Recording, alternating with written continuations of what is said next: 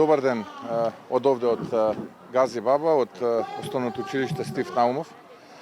За мене представува наистина прекрасен ден, затоа што некако денот на својот почеток започнува со одбележувањето на почетокот на учебната година. Иако символично тоа би требало да биде на 1 септември, но бидејќи таков е календарот, започнуваме од 2 септември.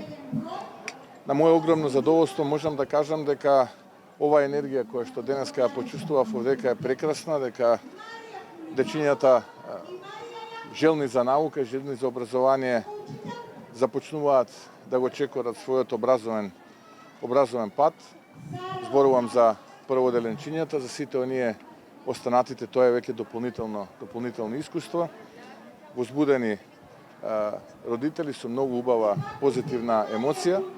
Нашата порака денеска е да имаат успешен прв учебен час, школски час и она кое што треба да го знаете дека во животот ништо не доаѓа веднаш и ништо не доаѓа лесно. За се треба многу напор, за се треба многу труд да се вложи, за да дојдеме до целта која што сакаме да ја постигнеме.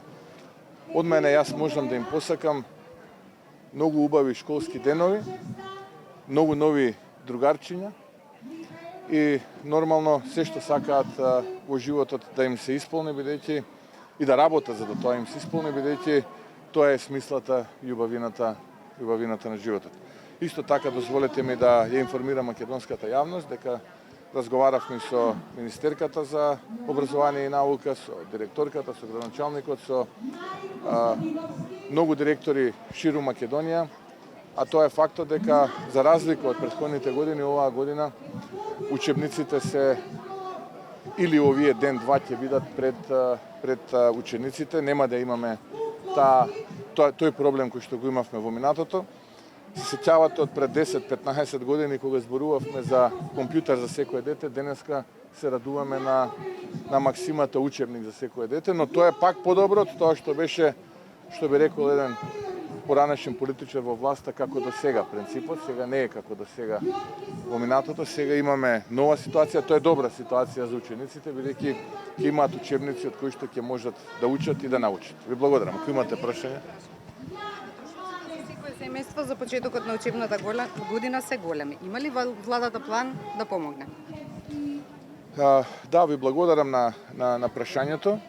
Правиме анализа на сите тие трошоци и мислам дека таа во текот на денот денеска ќе биде готова и веќе на утрешната редовна седница на владата ќе излеземе со план за лимитирање на цените на производите кои што се неопходни за успешен и порелаксиран старт на учебната година пред се за родителите, односно лимитирање на цените на производите кои што се најпотребни за да имаме успешен старт на учебната година, но и периодот после летото да можеме да го поминеме. Се надевам дека во текот на денешниот ден таа анализа ќе биде готова и ќе излеземе со предлог мерка на утрешната владина седница, а веднаш по завршувањето и по позитивното усвојување на таа владина мерка ќе имаме и пресконференција и обраќање во јавноста каде што ќе можеме да ги соопштиме сите овие податоци. Така што да се подготвуваме да го олесниме трошокот на родителите за успешен старт на учебната година со лимитирање на цените на производите кои што се најпотребни за успешен старт на учебната година. Имаше проблеми со издавањето на личните документи, односно беше закочен процесот на издавање на пасоши и до каде е овој случај, односно се решава ли?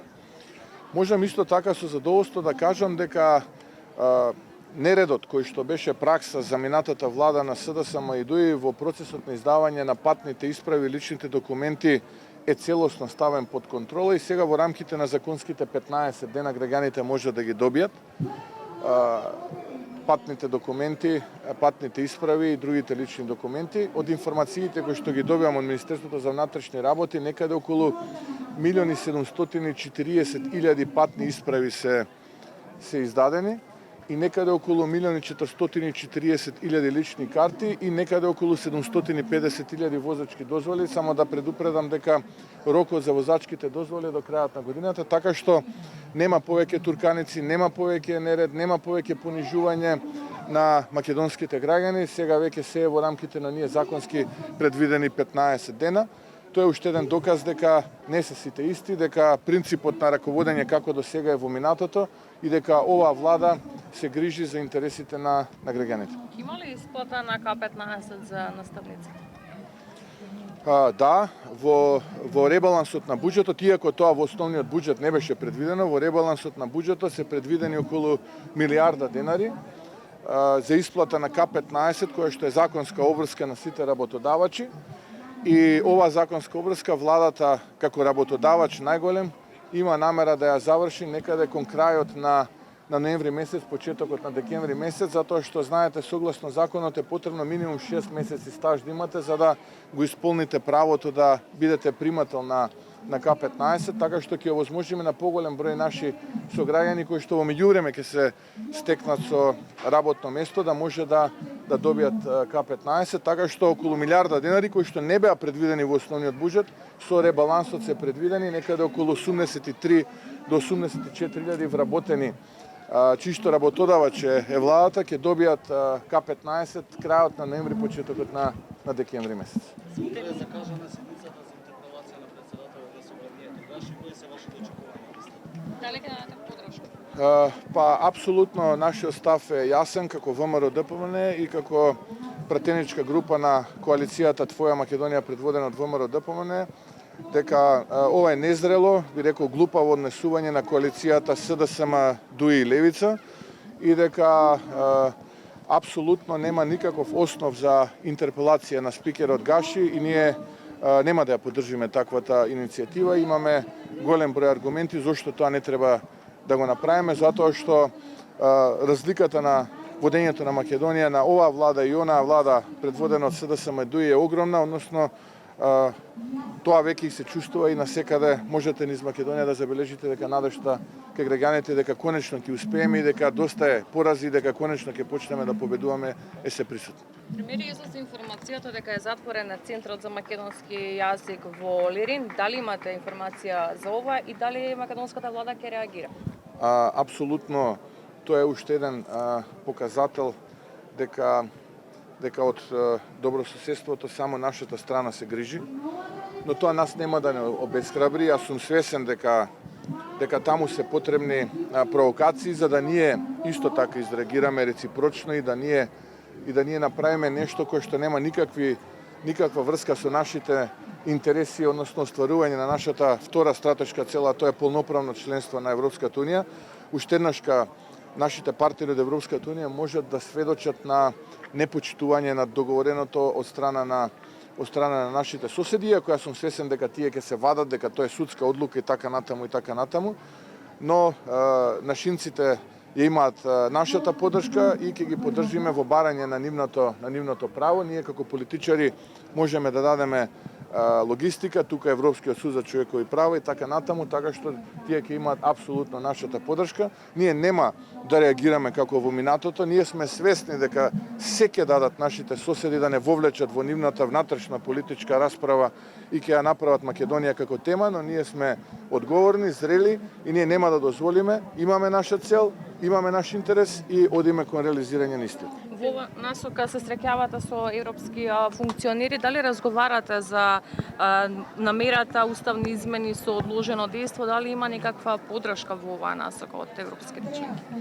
Од она што можам да го слушнам и од она што можам да сведочам од тие разговори е дека ке одредени постои интерес за придвижување на регионот кон Европската унија. Тука нема никаква дилема и дека дел од тој регион сме и ние како држава. Нашата стратешка цел останува полноправно членство кон Европската унија. Сите оние регионални иницијативи како што е Берлинскиот процес и слично, ние ЦЕФТА и слично, ние ги поддржуваме бидејќи во рамките на истите цениме дека полесно можеме да ги артикулираме нашите ставови и да бидеме прецизни во тоа. Но нашата главна стратешка цел е полноправно членство во Европската унија, нешто што го заслуживме многу одамна.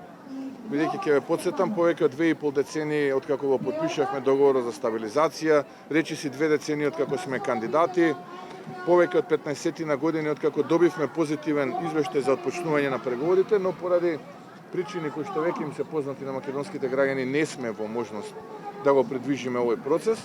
Ние како влада не можеме да влеземе во наивен процес каде што ние само ќе правиме отстапки без при тоа да имаме јасна гаранција дека како држава ќе бидеме дел од европското семејство. Еден од можните решенија е ова вие што го напоменавме, но и тоа е условено под услов да имаме јасна гаранција за полноправно членство во рамките на Европската унија. И тоа да биде во рамките на оние ветувања што ги дава во 2080 година дека максимум ќе трае 4 до 5 години, а ние како влада ќе дадеме се од себе тие преговори да ги реализираме, но до што можам во моментот да го видам, а и што го слушаме дека никој ништо не може да ни гарантира.